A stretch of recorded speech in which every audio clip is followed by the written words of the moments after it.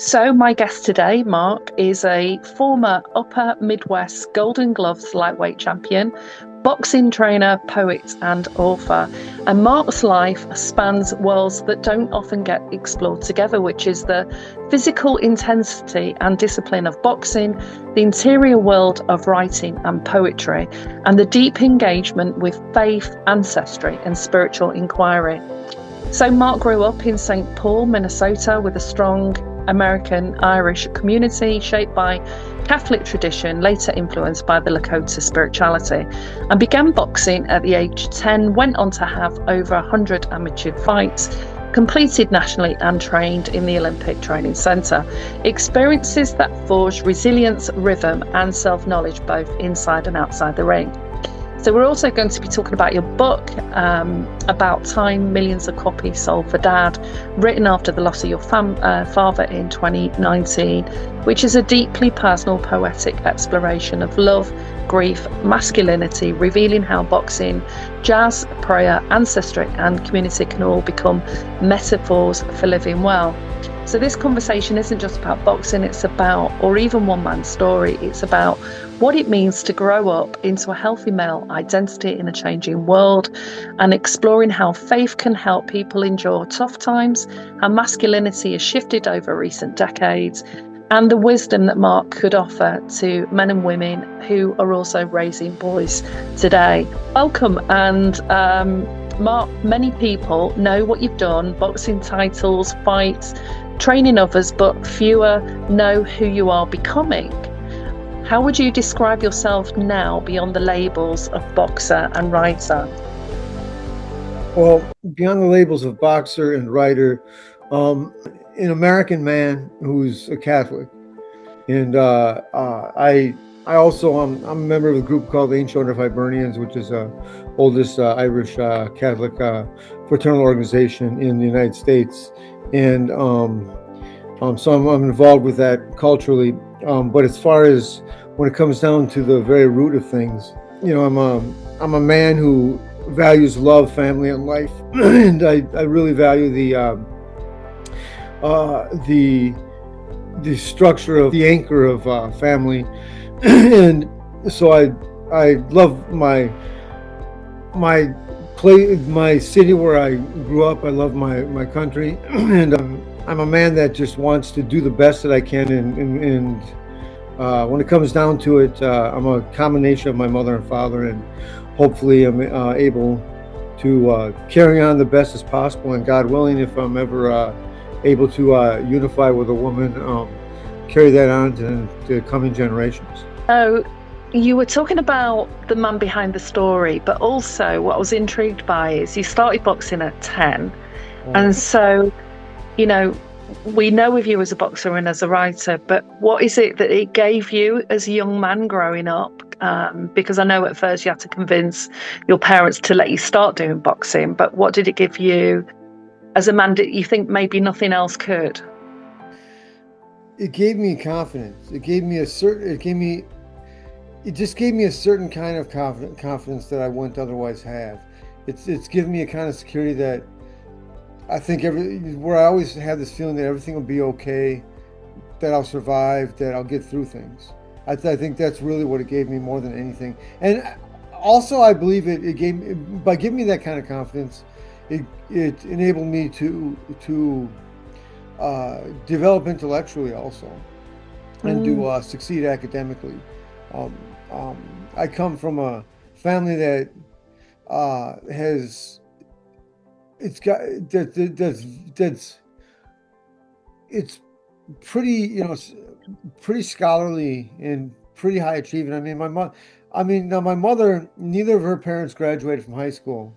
I mean, they were really poor, and my grandfather on my mother's side, at 17, joined the Army Air Corps and was a waist gunner on a B-17 bomber flying over Germany in World War II. And my grandmother was taken out of school when she was 12, and she just kind of took care of the house and cooked and everything.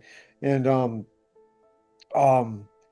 but my mother, she's the first one in her family to go to college. She graduated from the University of Minnesota, and she was a school teacher at first, and then worked city jobs, and then decided she wanted to go to law school. So she actually Mm. became a lawyer when I was 15. Um, Wow. and my father, my father was had graduated from he graduated from a Catholic college in northern Minnesota, right in the Army. Was a first lieutenant platoon leader and was wounded in Vietnam. So by the time he was 24, he was out of the Army, and he started out as an accountant, and then he was a independent insurance agent for most of my life, and I always look at the boxing magazines. And so the first year that I was boxing, when I was 10 years old, they got me a subscription for Christmas to, my gift was a subscription to the magazine, the most famous boxing magazine in the world. And I started out looking at the pictures. I would read the captions, then I would read the rankings from heavyweight down to junior flyweight, all the top 10 rankings.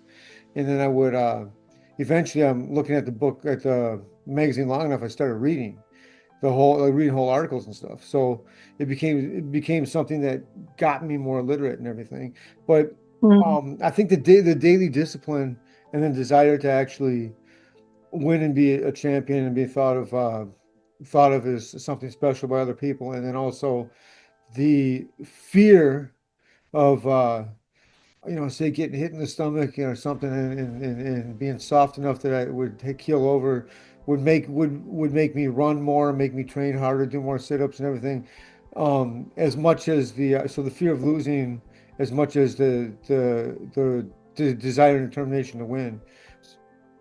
It sounded as though you were really focused from that age of wanting to go into boxing and start training in boxing. And was I right that I heard that you also did get a BA in English? You did I did. eventually go, yeah?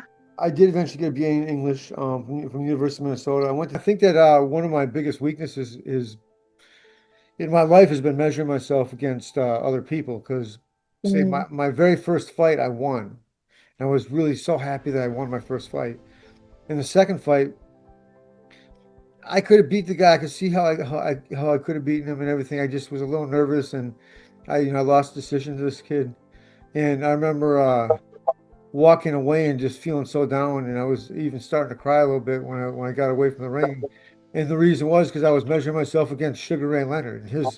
I believed his record as an amateur before he became professional was something like 105 wins and 5 losses or something like that. I thought to myself, man, and in 109 more fights, I can only lose 4 more times.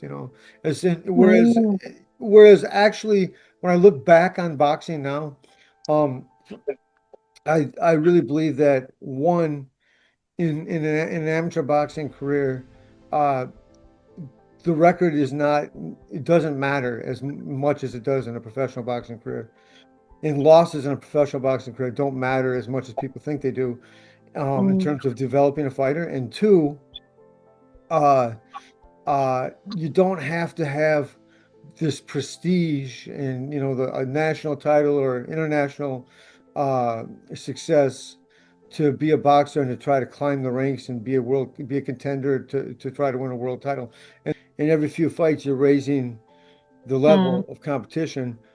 In professional boxing, it's an easier thing to do, although it's difficult because usually you don't have a lot of money financing it. So everyone's got to have a job. The trainer's got to have a job. Mm. The promoter's always doing, you know, the promoter's always doing something.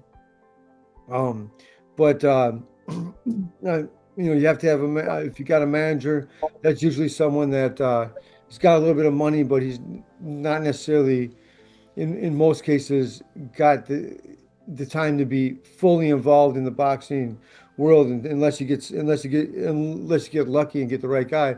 But what you're trying to do is make as much money as possible, uh, and finish with as much money as possible with the least amount of physical damage that you're going to get that you can get, Mm. without getting hurt. And in amateur boxing, whoever is there to fight is who you have to fight, and you got the tournament set, and whoever's better is better.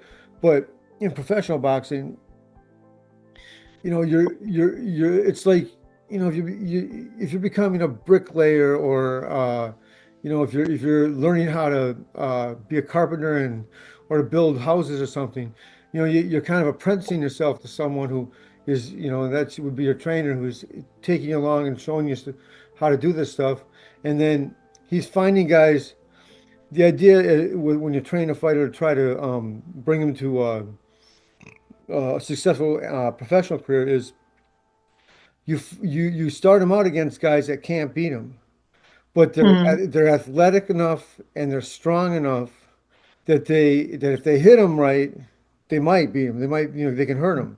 So it's enough of a challenge, but it's a safe enough challenge that you can try out the things that you're learning, and get yourself up to a higher level. Yeah, but So who else inspired you then? Who were the other people that you looked up to that you either wanted to emulate, or there was their style or their way of being? so you probably haven't heard of this guy, but my favorite boxer of all time is a guy named Alexis Arguello.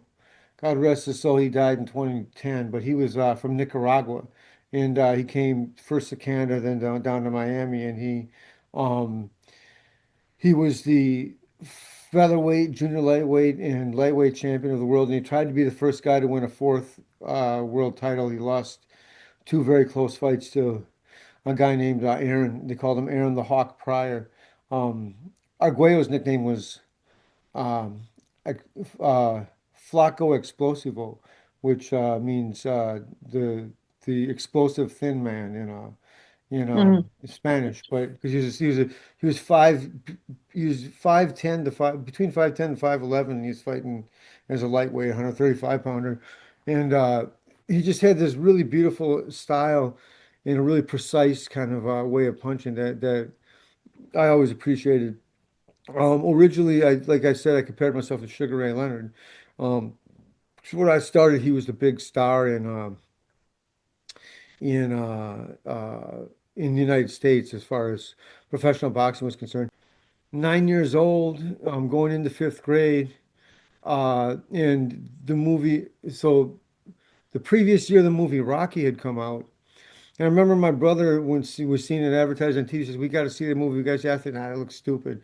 And we actually didn't see it, and I don't know why we didn't get around to seeing it, because my family went to a lot of movies, but my parents took us to see the movie Rocky 2. And I just thought that was such an incredible story, and I thought it was just so cool. And then whenever boxing was on, I just was kind of drawn to it, and interested in it, but it wasn't that much on my radar yet. But at the time, there was, as I said, Sugar Ray Leonard was getting big, and there was a lot of talk on the sports shows about how the 1976 Olympic team was so great. And then, so amateur boxing is getting broadcast, the USA team a lot on TV. So I was taking a lot of interest to it. Because I always wanted to be something, something special like that. Because first I thought I wanted to be an actor. Then I thought maybe I wanted to be a rock and roll star. I didn't have the discipline to really stick with the instruments, though.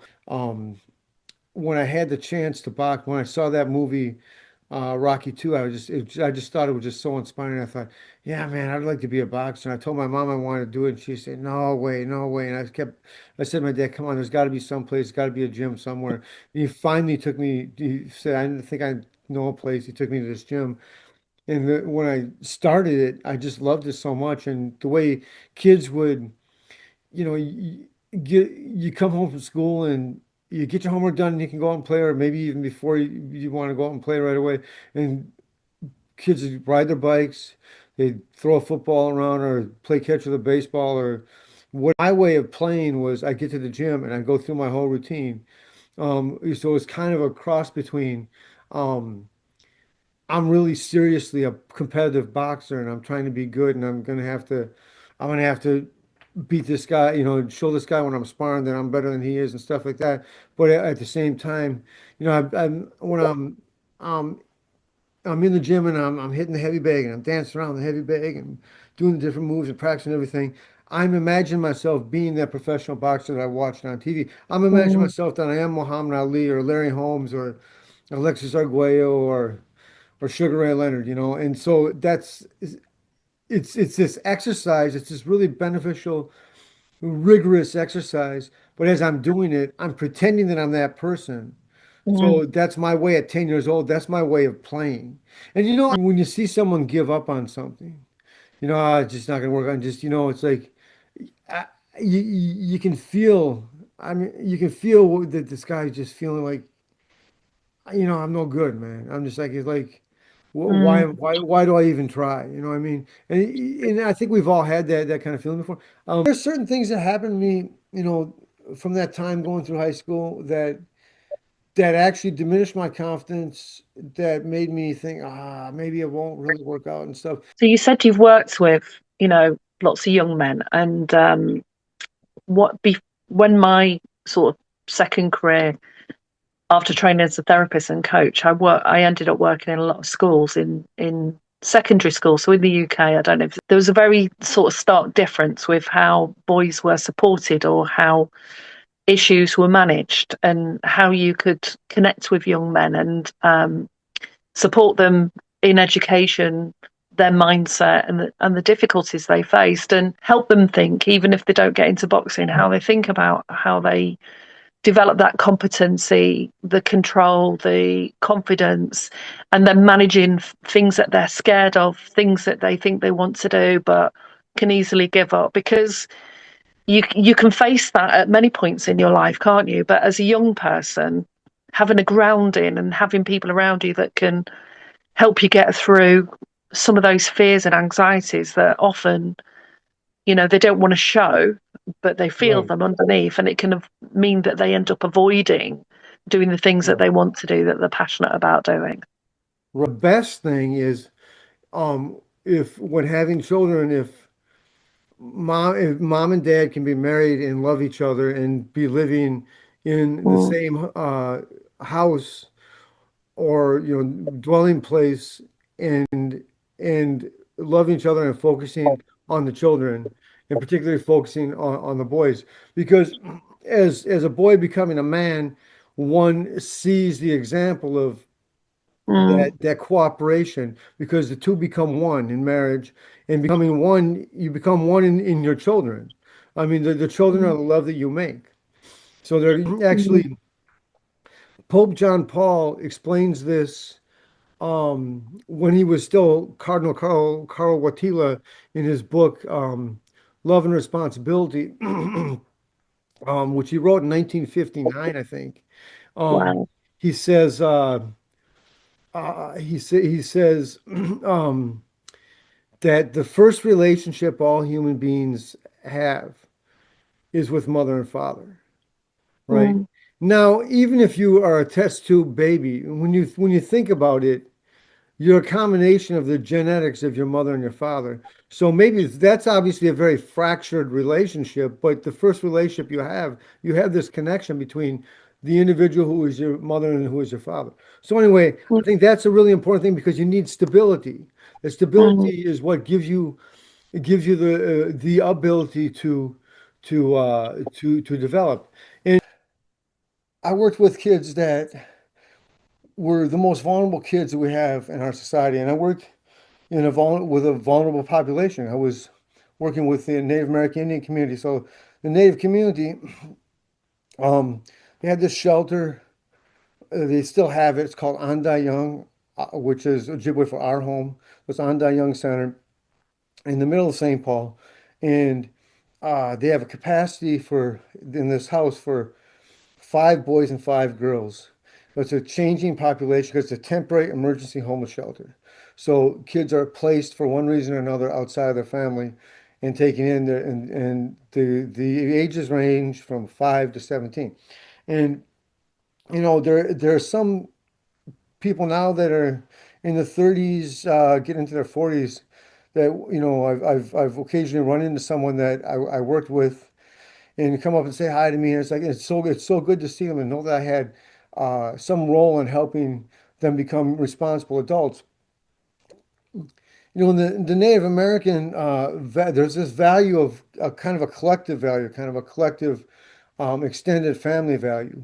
Like, like someone who's an elder in the community you'd call uncle or you call aunt. But the one confusion that I would have with that is, I look at my nuclear family and my brothers, my father's brother is my uncle. Mm, My mother's sister is my aunt. And mm, concentrating on who that biological relative is a really important thing. And actually, that was one of the values in that shelters when we placed a kid. The first place, it was kind of like an extended thing, right? You try to place a kid first back with family. If the family's mm. stable enough, if it's not stable enough, with a relative from that family. If not a relative from that family, then you try to get someone within that tribe. If not within that tribe, within the native community, before you go out to outside the community. That's an important thing because family is really important, and you want to keep family together as strongly Mm. as possible.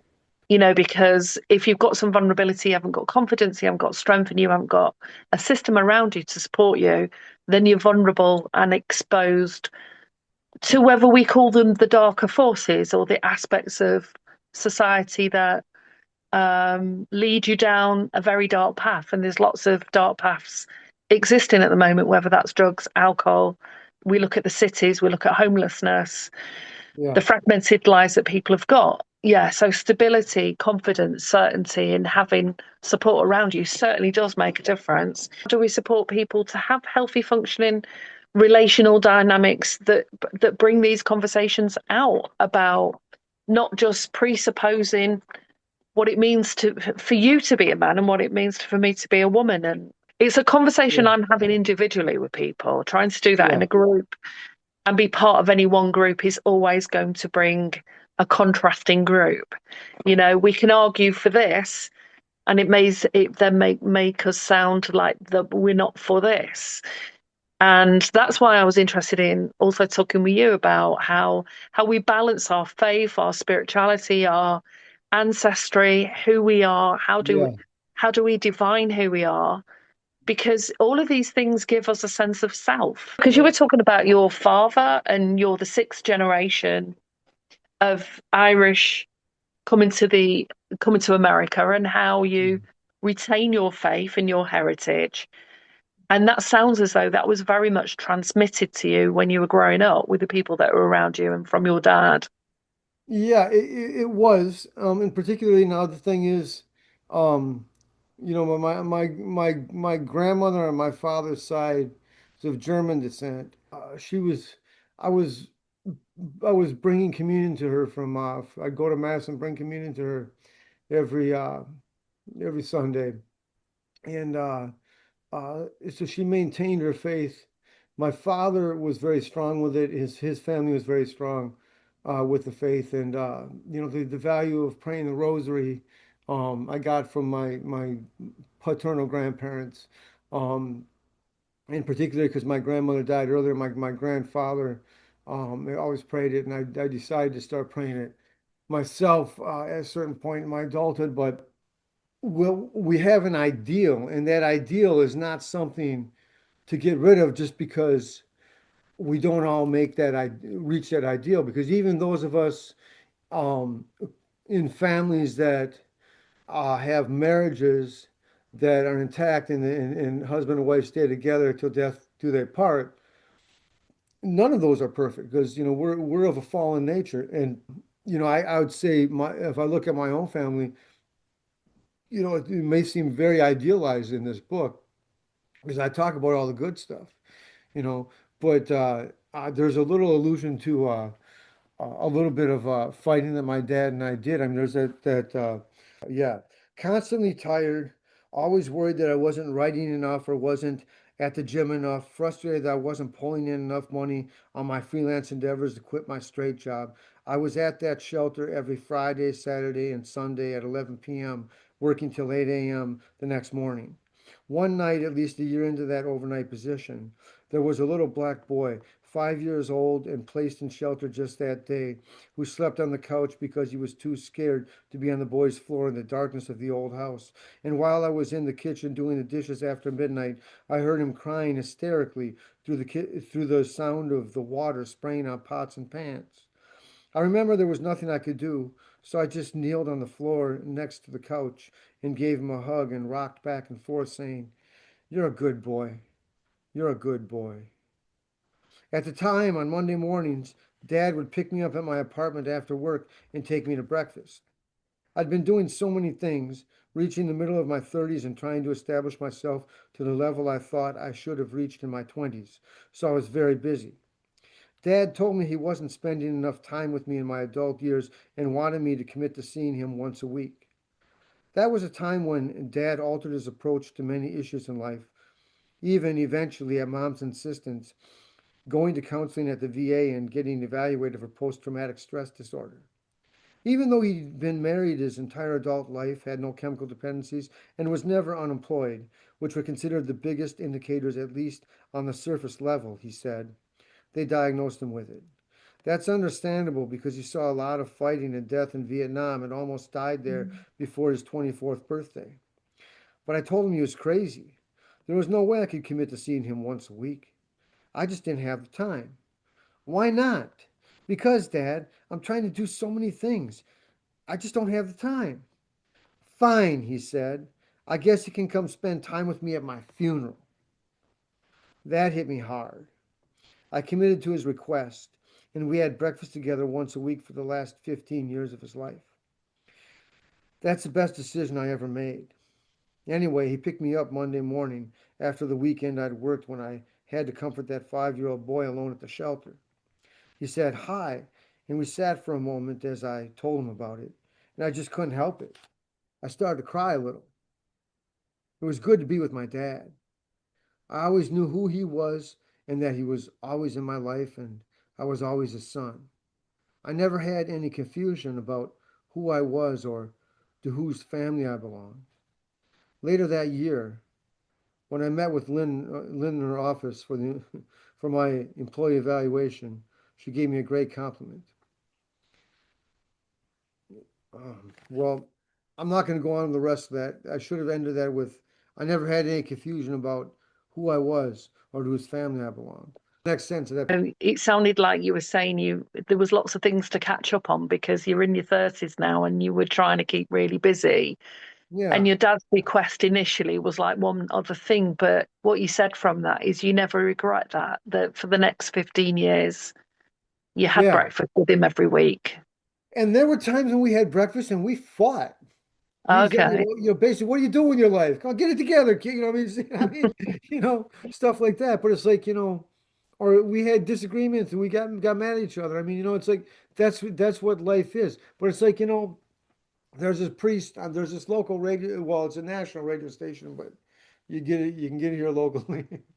Called Relevant Radio. It's a Catholic radio station. There's this priest named Father Richard Simon, and so he's got a show called Father Simon Says, and he says he's talking about marriage. He says love is when you do something and you can't stand the fact that you have to do it. Love isn't just all oh, I'm in love with you, but it's like it is that, but it's also when you show up because you have to. you Mm, know, and it's like, you may be really angry that you have to show up and like you're frustrated, like, why did I gotta do this for you again? But you do it anyway because yeah. that's what it is. And it's something that growing up in a family, just as a child, becoming an adult, I witnessed that myself also, and maybe I wouldn't have understood it exactly as clearly as it would just Mm. explain if I hadn't heard this guy on the radio talking about it that way. But it's something that really rings true. And anyway, But like so you were saying earlier, though, isn't it? Is you witnessed that of what your parents were like. So you have a model in your mind of yeah, what it can be like when you are married. And it's something that is important for, when you have offspring of the kind of environment you want to create for them. You're doing it consciously. I don't know if our parents and their parents ever really did it consciously. You just got by every day, but you're conscious of the model that you want to create. natural aversion to anyone or anyone's effort, anyone making the effort to try to to deconstruct that structure. And Mm-mm, that's really what that's something that's the battle we've been going through in Western civilization mm-mm. for your and my saw because you're child of the 60s. Reason it comes down to is any policy or any um, attempt to inculcate values socially that discourages people from marrying and having children and having another generation weakens us all, and it just does. I and agree, but I think it's also really tricky, Mark, because, you know, I've worked a lot with, I've also worked a lot with women on at the raw end of life, where they've been in relationships, married or not married, where it's been toxic and abusive, and we also know from the stats in I think one of the top divorce lawyers in America says that most people end up in divorce, 50%, 70% will end up in divorce. So I think there's several aspects about, two people coming together in terms of who they are as a well-rounded person before they even enter into a relationship. And then having some concept about what it is that they think that relationship is right, going to bring together for those two people. And what I noticed last year when I've got a camper van and I went out in my camper van and did a lot of long trips to different parts of the UK is I was seeing a lot of solid families that were out and about with their children, their grandchildren, their partners. I was seeing a lot of people who were happy, hanging out, having a coffee in different places that I've visited. And there was a yeah, real contrast with what I was being presented with on social media that was dramatizing and glamorizing a lot of these maybe 5% issues and making it look like that was the way life is and all these arguments going on. And then I'm out on the road meeting people all the time where life yeah, doesn't look that much different from what it looked like 10, 20 years ago. And so sometimes it looks like we've really evolved as humans, and other times it looks like no evolvement has happened at all. So I think there is a lot there about thinking about what is important to when two people come together and when they have children, and what matters in that, as in some idea about who are you, what's the culture, what is it you're trying to demonstrate every day, and how can you get on board so that you don't end up being that 70% of people that are more likely to end up in the divorce courts. And it suits society, it suits lawyers, doesn't it? They make a lot of yeah. money with people arguing and not getting on and falling out and their family falling apart. Uh, People who are married within the larger church of some religion, particularly Christianity in the United States, that the divorce rate is much lower, and that particularly among Catholics is much lower. Then that it's actually lower than 50% or Mm, but that the general but the other thing is a lot of people just don't get married anymore. And mm, it's not a moral judgment that I'm making. mm. It's just a uh, an an objective statement that bond of marriage actually it solidifies a family. People have this understanding. No, we make a deal at the beginning, no matter how bad it gets, neither one of us Mm. gets to leave. We've committed to, maybe we've committed to be miserable together the rest of our lives. Well, in many cases in the past, yeah, maybe it was that, but as an ideal. But I think what I'm seeing with the clients that I work with, young women and men, Yeah. is really about that sort of prep work. I think romance, relationships has been romanticized. Hollywood hasn't helped at all. And Well, people build up this idea about what life's going to look like. And I think having some real conversations before you even go down that road, if this is a person that you do want to commit with, maybe there's more chance of having a stable relationship and maintaining it and it working out. But going back, let's go back to your book because one thing I wanted to ask you about as well is it feels more like it's a biography Yeah. and also spiritual integration of a life that you've lived. But what was it about poetry in particular that you feel like was the right language for telling your story as well? I steal from every chance I get. Um, Anyway, he told me at the time, he says, you got to put a chapbook together. You got to get a book of poetry together. And I've been working on a novel that I still haven't published for a long time. And I was, no, I wanted to get that done. And I was just taking on too, trying to manage life and say, I want to get that. He said, no, no, you got to get. So I started gathering these poems together and to put them into a book. And I thought, okay, it'll be a first published book. It'll be just poetry. That's fine. And the whole poetry thing got put aside. And then my dad died. And as my dad Mm, died, I'm looking at him saying, I need more time. I He hasn't seen me the major things in life, particularly getting married and having children, and also, a bunch of other accomplishments I'd like him to see me have in my life, particularly getting a book published. I've never done it. I'm looking at him in the hospital bed as he dies. I'm saying to myself, you know, I don't have any excuse.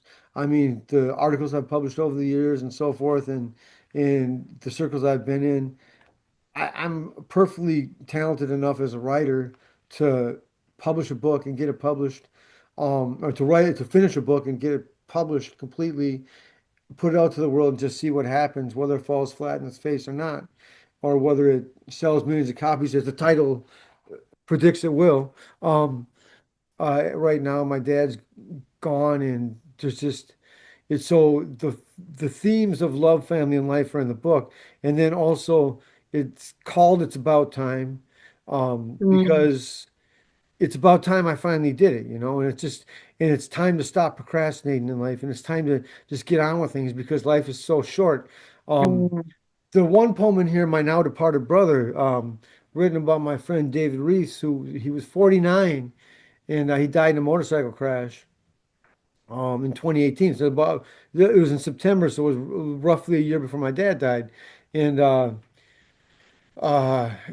he's such a good friend of mine. Um, and I remember telling him one time because he had a problem. He's an artist, and he didn't, and he didn't get around to doing a lot of things and stuff. And I told him one time. I said, Dave, because I'm talking about, I can't hang on. I got to do all this stuff. Like, I said, Dave, and what am I going to accomplish? Something. I said, Dave, and I snapped my fingers and said, look, the beginning of that snap and the end of that snap, life is shorter than that. The idea of writing it in the style of a novel, but mm, even though it's not fiction. And then I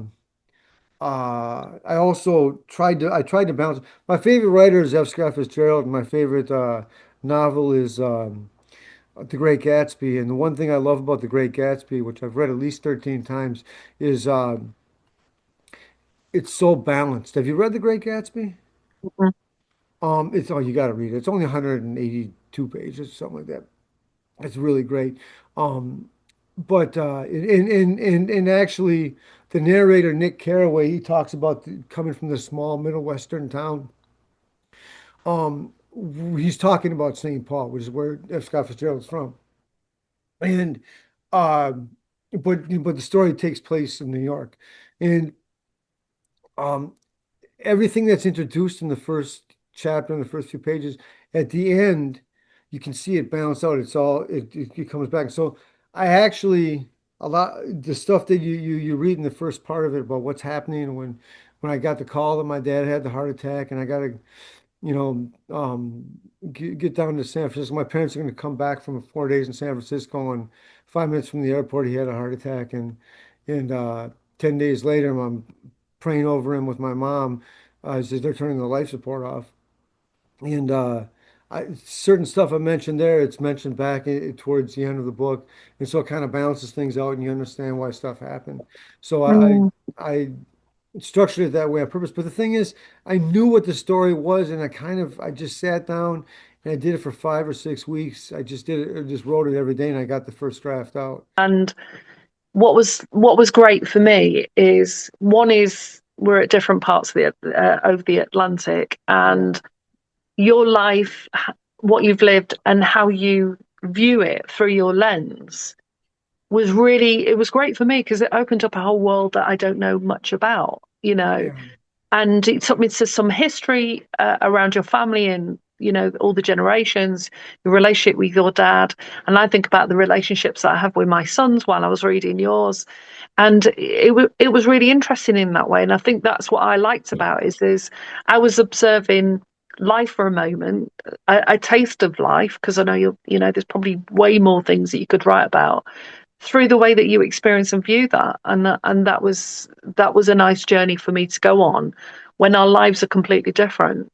And I think that's the thing about writing and reading, is you can go on a journey, can't you, either with the character or with the yeah. writer as they share their own autobiography of their experience. You know, two people who gave me different types of encouragement about being a writer and trying to become known as a writer are my paternal grandfather and my mother, my mom, Mm. my maternal mother. So uh my mom would say to me, you always want to write a novel, you always want to write fiction, and you're always trying to figure out through your experiences how to write fiction based on what you've seen or done or people you know. And you talk about things you've done and places you've gone, things you've seen, and I think you should just write a book about all of your experiences and Mm. just tell what factually happened. And I think that people would like that. So to a certain degree, I did that with this book. My grandfather had said to me one time, I'm talking about, yeah, I want to write this novel and whatever, and he says, why don't you be a Catholic writer? Yeah, well, I don't know. I just kind of like, because I wanted to write popular stuff. I mean, popular literary work and fiction. And I don't know exactly what I said to him, but I think about that now and I think, you know, I don't mind people thinking of me as a Catholic writer. I don't necessarily want to be, I wouldn't call myself a Catholic scholar or a scholarly Catholic writer. uh, the background of growing up as a Catholic and having a Catholic sensibility and Catholic values will be present in my writing in Mm. whatever way, in whatever form that I'm writing anyway. So those are two things. Um, So before we sort of end the conversation that we're having today, yeah. what would be the messages for either aspiring writers or aspiring young men who are thinking about their direction like you were as a 10-year-old and you started getting attracted to the idea of becoming a boxer? What would you like to leave people with thinking from all the years of experiences, that you've had? What love is, kind of showing up when you don't want to and stuff like that. Um, And you talked about how we kind of romanticize relationships a little too much, and talking about, you know, um, women being able to be in safe relationships and so forth. At the two poems at the end of chapter one, um, what I'm basically saying in one of the poems is and I think, and then the one that's a poem called Halfway Around. The second poem is called uh, Life So Simple. Um, and then, uh, well, actually, let me read the passage after that, which closes the chapter one, and then I'll elaborating on what this paragraph says. I'll answer the question of what is my message to aspiring. Right. Did you say specifically anyone aspiring writer or specifically young men who want to write? Well, Or there's both? both, isn't there? Because you're, Yeah. aspiring young men who are thinking at 10, 11 years old who they aspire to and whether or not, they want to push for a particular direction in their life, or to writers, because lots of writers who sit back have ideas, and like you said, the time is now. Why Yeah. wait? Time's short. So at the end of uh, the second of those two poems, halfway around, um, I just close off the paragraph with, there were some other poems I put together qualifying for appropriate inclusion in this book. I've always held myself, of course, to the highest of standards, never believing any of these poems ready for an attempt at publication, so I never tried, which is why I have so embarrassingly titled the story, It's About Time. Dad challenged me once, as far back, I believe, as 2012, asking me why by the age of 40 I hadn't published at least one book. If I really was a writer, as I asserted myself to be, I should have been able to publish at least 5 novels or other books by then. I told him to lay off, that there were legitimate reasons for current incompletion and that literary success was on its way. But that was all an excuse. The real reason was a lie in my heart that my work was going to be great. I just needed time to concentrate, which is always delayed right now for the job or the friend in trouble or another excuse which justified not trying. The truth is, I was scared, so I never dared. If this book, which can fall flat in its face, is never presented to the public, I'll never know if you, the reader, recognize my talent. If it does, in fact, fall flat in its face, at least metaphorically, I fall flat on mine. However, so what? It's about time. It's about time. And actually, for those that want to be writers, that's probably those uh, 3 words are probably uh, the best advice. It's about time, and Mm, it's about time is an amphibole. mm, We've got more than one meaning because it's about time, as in it's about time you do it right now, and secondly, it's about time, as in how much time do you have? mm-hmm, So, um, and I'm going to recommend a book um, about writing called Writing Down the Bones, which is by Natalie Goldberg. I mentioned it in here. And I say that a lot of these poems are kind of written in this through the style of writing that she suggests, which are just writing exercises of where you just kind of time yourself and you just keep going. And then mm, after you finished it, you kind of look at it and go through it and figure out where it fits into a poem or to another type of writing that you're doing. Um, and I say, read as much as you can and just keep writing because another thing she says in that book, which I think is it's just such a universal reality, is write terrible stuff, you know. Um, um, I always want to do these interviews and not swear, but I'm going to go ahead and, if it's okay, I'm going to go ahead and swear. Um, she says, write shit because everybody writes that, right? Because most stuff that the great writers write goes in the garbage or gets deleted or whatever, just gets thrown away because in order to write that great novel or that great poem or that great essay or that great, uh, that great short story, your writer has gone through hundreds and hundreds of pages or I mean because you mm, write every single day and most of the stuff you're writing is just the rough draft because you mm, write every single day and most of the stuff you're writing is just the rough draft. That final mm. draft is something that no one sees all the other stuff that you've written. Yeah. And then also, if you get something that should spur you to keep writing, because one of two things are going to happen. Everyone will read what you've written, and you get a whole bunch of money for it, and and people may praise you for it, but some people might not like it and may criticize you for it, Mm. and you may be worried about the criticism you're going to get. Both time ends copy sold for dad, right? You can get this. Now, let me tell you a reason you should buy it.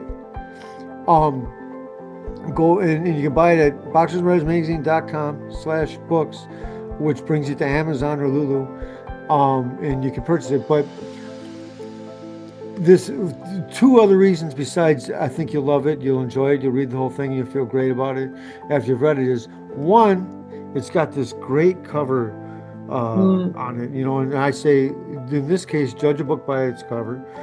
Eric Keast, Canadian Ojibwe, who I worked with, he got me that job in Andayong when I first worked there in the 90s. Did this really brilliant painting for the cover. And so, if nothing else, you can have it on your coffee table or something, and you have people see it, and you can have great conversations about it, or you can enjoy just spending hours looking at the intricacy of this beautiful painting, because it's really trippy. And the other thing is, I say buy the book and read it, and make sure you're reading it when you're going to bed at night, because if nothing else, I promise it will put you to sleep. well, thank you so much for sharing more about you, your life experiences, and the book. And I look forward to seeing what you produce next because there are more books clearly in there. And like you said, in the background of what's formed, however many pages in a book, there's lots of process that goes on behind the scenes that writers struggle with on a day to day. But it was so good to meet you today, Mark, and thank you for sharing that. And Yeah. I look forward to hearing more about your journey as you move forward in your life and balance this, professional, this persona, the boxer, the trainer, the all the work you put in there with the young people, the ceremonies, the spirituality, the crossovers of identity, family heritage, legacy, all of that. It combines all of that wonderfully. And I think, yeah, definitely going in deeper would be great to see what comes out next. So, That's yeah, any cool. final message before we end today? No, just hey, we've only got 49 weeks left in the whole year, so we it's about time we make every one of these weeks count, right? It is about time. You're right. We do need to make weeks count. We need to show up. We need to show up for the things that are important. So, yeah. All right, then. I will say goodbye and I'll Thank you, press. Melanie. I appreciate it. It was really great. It was really, I loved it.